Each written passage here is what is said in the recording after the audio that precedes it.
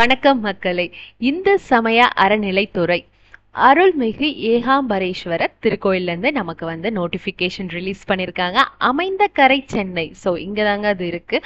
So அந்த கோவில். So இது யாரெல்லாம் அப்ளை பண்ணலான்னு பார்த்தீங்கன்னா 18 வயசுலேருந்து 45 வயதுக்கு உள்ளே இருக்கவங்க ஒரு ஹிந்துவாக இருந்தீங்க அப்படின்னா நீங்கள் அப்ளை தாராளமாக பண்ணலாங்க. ஸோ பதவியோட பேர் பார்த்துட்டோம் அப்படின்னா ஃபர்ஸ்ட்டு பரிச்சாரகர் அல்லது சுயம்பாகின்னு.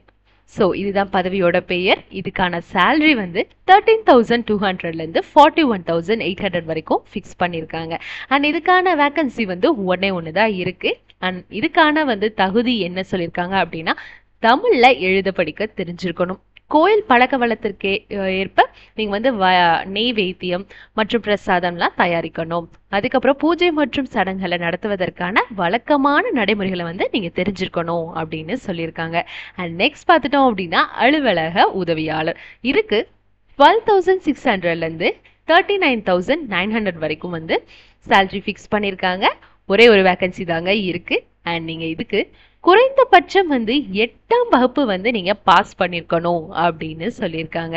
அண்ட் நெக்ஸ்ட் பார்த்துட்டோம் அப்படின்னா இரவு காவலர் இவங்களுக்கு சேலரி 11,600லேருந்து 36,800 வரைக்கும் ஃபிக்ஸ் பண்ணியிருக்காங்க. அண்ட் இதுக்கான வேக்கன்சி ஒன்று இருக்குங்க. அண்ட் இவங்களுக்கு தமிழில் எழுத படிக்க தெரிஞ்சிருந்தா போதுமானதா கொடுத்துருக்காங்க. அடுத்து திருவழகு. ஸோ இவங்களுக்கு 10,000லேருந்து 31,500 வரைக்கும் சேலரி ஃபிக்ஸ் பண்ணியிருக்காங்க. இவங்களுக்கான வேக்கன்சிஸ் மொத்தம் 4 கொடுத்துருக்காங்க. அண்ட் இவங்களுக்கான குவாலிஃபிகேஷன் தமிழில் எழுத படிக்க தெரிஞ்சிருந்தா போதுமானதாக கொடுத்துருக்காங்க. அண்ட் அதுக்கப்புறம் பார்த்துட்டிங்கன்னா விண்ணப்பங்களை நம்ம அப்ளிகேஷனை எப்போ ஃபில் பண்ணி அனுப்பணும் அப்படின்னா 7/3 அதாவது மார்ச் 7க்குள்ள நம்ம அந்த கோயிலுக்கு சென்ட் பண்ணியிருக்கணும். அவங்க அட்ரஸ் கொடுத்துருக்காங்க. ஸோ எல்லாம் நீட்டாக ஃபில் பண்ணி என்னென்ன டாக்குமெண்ட்ஸ் எல்லாம் அட்டாச் பண்ணுமோ ஸோ அதெல்லாம் அட்டாச் பண்ணி ஸோ இந்த டேட்டுக்குள்ள 5:45 ஈவினிங்குள்ள அவங்க கைக்கு போயிருக்க மாதிரி நம்ம சென்ட் பண்ணியிருக்கணும். அண்ட் நெக்ஸ்ட் வேற என்ன கொடுத்துருக்காங்கன்னா அப்ளிகேஷனுங்க. ஸோ அப்ளிகேஷன் பார்த்துட்டோம் அப்படின்னா நம்ம ஃபோட்டோ காப்பி நம்மளோட ஒட்ட போகிறோம். அதுக்கப்புறம் நம்மளோட பெயர் எழுத போகிறோம். அடுத்து அப்பா அல்லது கணவர் அல்லது பாதுகாவலர் பெயர். ஸோ கார்டியன் பேர். ஸோ யாரோட பேராவது இங்கே மென்ஷன் பண்ணிடுவோம். அடுத்து உங்களோட டேட் ஆஃப் பர்த் இங்கே மென்ஷன் பண்ண போகிறீங்க. அது கூட உங்களோட ஏஜுமே மென்ஷன் பண்ண போகிறீங்க. ஸோ இங்கே என்ன கேட்டிருக்காங்க அப்படின்னா பள்ளிச்சான்று நகல் இணைக்கப்பட வேண்டும். ஸோ நம்மளோட இந்த பர்த் ப்ரூஃபுக்காக அந்த டேட்டுக்காக இந்த இதை சப்மிட் பண்ணுங்க அப்படின்னு சொல்லியிருக்காங்க. ஸோ ஜெராக்ஸ் காப்பி நீங்கள் அதில் மென்ஷன் பண்ணிடுங்க வச்சுருங்க. அடுத்து பார்த்துட்டோம்னா பாலினம். நீங்கள் ஆணா இல்லை பெண்ணா இல்லை அப்படின்றத இங்கே மென்ஷன் பண்ணிடுங்க. அடுத்து நிரந்தர முகவரி அதையும் மென்ஷன் பண்ணிடுங்க. அடுத்து பார்த்துட்டிங்கன்னா உங்களோட ஆதார் நம்பரை மென்ஷன் பண்ணிடுங்க. அண்ட் உங்களோட ஆதார் ஜெராக்ஸ் காப்பியும் நீங்கள் அதில் அட்டாச் பண்ணிடணும்.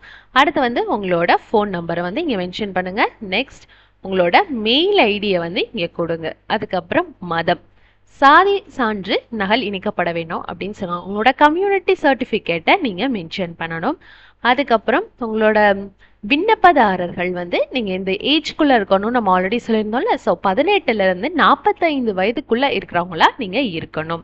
அண்ட் அதுக்கப்புறம் உங்களோட கல்வி தகுதி என்ன அப்படின்றத நீங்கள் மென்ஷன் பண்ணிடுங்க. அண்ட் அதுக்கான ப்ரூஃபையுமே நீங்கள் சப்மிட் பண்ணிடுங்க. அடுத்து பார்த்துட்டோம் அப்படின்னா இதர தகுதிகள் வேற ஏதாவது வச்சிருக்கீங்க, ஒரு குவாலிஃபிகேஷன் வச்சிருக்கீங்க எக்ஸ்ட்ரா அப்படின்னா நீங்கள் அதையும் மென்ஷன் பண்ணிடுங்க. அடுத்து நன்னடத்தை சான்று நீங்கள் கடைசியாக படிச்சிருப்பீங்கள்ல ஒரு ஸ்கூல்லையோ இல்லை காலேஜ்லையோ. ஸோ அங்கேருந்து ஒரு சர்டிஃபிகேட் வாங்கி நீங்கள் சப்மிட் பண்ண வேண்டியதாக இருக்கும். அடுத்து குற்றவியல் நடவடிக்கை இருப்பின் அதன் விவரம். ஸோ நீங்கள் எதுவும் தப்பு பண்ணியிருக்கீங்களா போலீஸ் ஸ்டேஷன் சைடு அந்த மாதிரி. ஸோ பதிவு செய்யப்பட்டுள்ளதா ஏதாவது கேஸு, இல்லை நிலுவையில் உள்ளதா, இல்லை ஏதாவது தண்டனை வழங்கப்பட்டுள்ளதா அப்படின்றது கேட்டிருக்காங்க. ஸோ இதுக்கு நீங்கள் எதுவோ இந்த ஃபர்ஸ்ட்டுக்கு ஆக்கு நேராக ஸோ ஆமாம் இல்லையா அப்படின்றத நீங்கள் மென்ஷன் பண்ணிடுங்க. அண்ட் நெக்ஸ்ட் பார்க்க போகிறது விண்ணப்பிக்கும் பணியில் முன் அனுபவம் ஏதோ இருந்தது அப்படின்னா எக்ஸ்பீரியன்ஸ் இருந்துச்சு அப்படின்னா நீங்கள் அதை மென்ஷன் பண்ணிடுங்க. அண்ட் அதுக்கான ப்ரூஃபையுமே நீங்கள் சப்மிட் பண்ணிடுங்க. அடுத்து உறுதிமொழி கேட்டிருக்காங்க. ஸோ என்ன அப்படின்னா உங்களோட பேரை இங்கே எழுத போகிறீங்க. உங்களோட பேர் எழுதி ஆகிய நான் உங்களோட அப்பா பேரா இல்லை கணவர் இல்லை பாதுகாவலர் பேர் ஸோ யாரதோ அதை மென்ஷன் பண்ணிடுங்க. ஸோ இது எல்லாமே உண்மை, நான் கொடுத்துருக்கிறது எல்லாமே ப்ரூஃபு அப்படின்றதா இதில் இருக்குது. ஒருவேளை நான் கொடுத்ததெல்லாம் போலியாக இருந்தது அப்படின்னா நீங்கள் என் மேலே கோயில் வந்து நீங்க வந்து பணி நீக்கம் செய்யலாம், இல்ல வந்து குற்றவியல் நடவடிக்கை எடுக்கலாம் அப்படின்னு இதுல வந்து சம்மதம் அப்படின்னு சொல்லி தான் நம்ம இந்த இது எழுதுறோம், இந்த உறுதிமொழி. ஸோ கொடுத்துருக்க எல்லா விஷயமே உண்மையான்றதை நீங்களே உங்களுக்கே தெரியும். ஸோ அதை பார்த்துட்டு பாருங்க. அடுத்து நாளிடம் விண்ணப்பதாரர் கையொப்பம் உங்களோட சைனை போட்டு நீங்க அப்ளிகேஷனை சென்ட் பண்ணிடலாம். நெக்ஸ்ட் பார்த்துட்டீங்க அப்படின்னா இனிப்பு நம்ம ஆல்ரெடி சொல்லியிருந்தோம் என்னென்ன சர்டிஃபிகேட் எல்லாம் வைக்கணும்னு. ஸோ ஏஜ் ப்ரூஃபிக் வந்து நம்மளோட பிறந்த தேதியை சரிபார்க்க பள்ளி சான்று நகல் வந்து கேட்டிருக்காங்க. அடுத்து ஆதார் அட்டை நகல், அடுத்து இந்த மதத்தை சேர்ந்தவர் அப்படின்றதுக்காக நம்மள சாதி சான்று நகல் வந்து கேட்குறாங்க.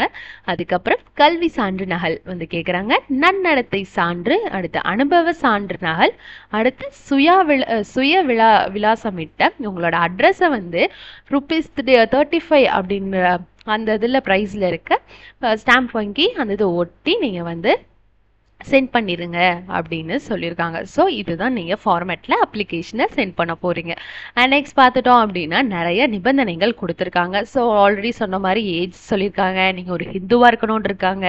அதுக்கப்புறம் வந்து விளம்பரம் செய்யப்பட்ட நீங்கள் வந்து அந்த டைம்குள்ளே வந்து சென்ட் பண்ணுறவங்களுக்கு மட்டும்தான் இது வந்து இதாகும் அப்படின்னு சொல்லியிருக்காங்க. ஸோ அதெல்லாம் பார்த்துக்கோங்க, கரெக்டாக சென்ட் பண்ணிடுங்க டேட்டு முடியறதுக்குள்ளே. அண்ட் இதுக்கான ஜெராக்ஸ் காப்பி எல்லாத்தையுமே அட்டாச் பண்ணிடுங்க. ஸோ இதுதான் பேசிக்காக கொடுத்துருக்காங்க. ஸோ கரெக்டானவங்களா இருக்கணும், எல்லாமே உங்களுக்கு இறை நம்பிக்கை உள்ளவங்களா இருக்கணும். ஃபஸ்ட்டு நீங்கள் கோயிலில் ஸோ ஏன்னா கோயிலில் வேலை பார்க்க போகிறோம்ல, அதனால. அதுக்கப்புறம் நேர்முக தேர்வில் கலந்து கொள்வதற்கு உங்களுக்கு வந்து எந்த ஒரு அலவன்ஸ் கொடுக்க போற மாட்டாங்க, ஏன்னா நீங்கள் ஜஸ்ட் இன்டர்வியூக்கு தானே போகிறீங்க. ஸோ அதனால இது எல்லாம் நல்லா கிளியரா லைன் பை லைனா பார்த்துக்கோங்க. அடுத்து பார்த்துட்டீங்க அப்படின்னா தேர்முக முறையானது அனுபவம், செயல்முறை தேர்வுகள், கூடுதல் தகுதி மற்றும் நேர்முக தேர்வு ஆகியவற்றில் பெரும் மதிப்பெண்கள் அடிப்படையில் நடைபெறும் அப்படின்னு சொல்லியிருக்காங்க. ஸோ இதுதான் ஃபார்மெட்டு, எப்படி இன்டர்வியூ நடக்க போகுதுன்னு. ஸோ அதையும் நல்லா பார்த்துக்கோங்க. ஸோ இதுதான் வந்து அட்ரஸ்ஸு. ஸோ இந்த அட்ரஸ்க்கு தான் நீங்கள் சென்ட் பண்ண போகிறீங்க. ஸோ ஃபுல் டீட்டெயில்ஸை நல்லா எல்லாத்தையுமே தெளிவாக பார்த்துட்டு நீங்கள் சென்ட் பண்ணுங்கள். All the best.